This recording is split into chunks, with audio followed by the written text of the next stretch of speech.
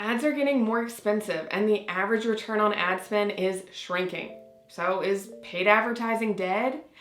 No, absolutely not. But it is changing and you need to know your numbers.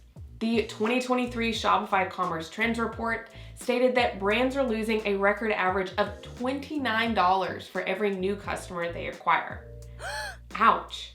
For a lot of small businesses that have tight profit margins and no outside venture funding, this could tank a business.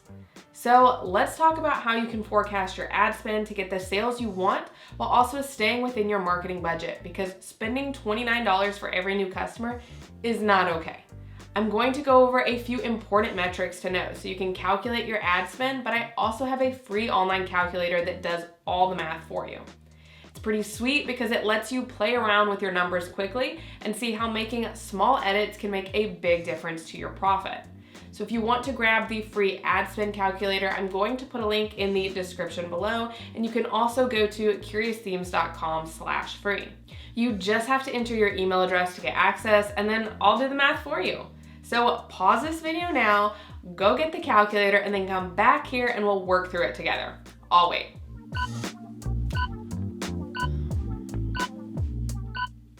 Oh, great, you're back. The first e-commerce metric you need to know is your average order value. To get this number, you're going to take your total monthly sales and then divide that by your total number of monthly orders. So if your total sales for the month is $1,000 and you had a total of 25 orders, 1,000 divided by 25 is an average order value of $40. So you can then plug these numbers into the calculator. Now let's add in your monthly website traffic, which will help us calculate your checkout conversion rate based off the number of customers you have. Your conversion rate is your number of orders for the month divided by your number of visitors multiplied by 100 to give you a percentage. The average conversion rate for e-commerce is about 2 to 3%, and you can always work on improving this number by either making changes on your site or sending more qualified traffic to your website. Finally, you need to decide the percentage of your revenue that you're willing to spend on paid advertising. This lets us calculate your ads budget and calculate your estimated profit as well as your ads budget per visitor. I would recommend setting aside 20 to 30% of your budget for paid advertising because you're gonna have other marketing expenses and business expenses too. Plus, you need to actually set aside profit to pay yourself. You can always scale up your budget, so don't worry about starting smaller. Now that you've got all your numbers calculated, you can start changing the values to see how that affects your revenue.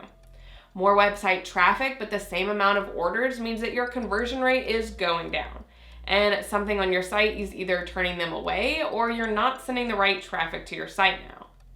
A lower average order value hurts your revenue and it makes it harder to have a lot of money to invest in paid ads. So you would want to increase your upsells on your site to get more people to spend just a little bit more.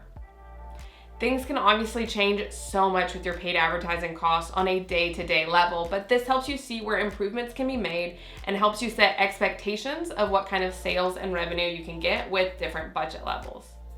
This calculator also has a tab for tracking your data. So as you start advertising, you can see how your campaigns are performing and where you need to start making some changes.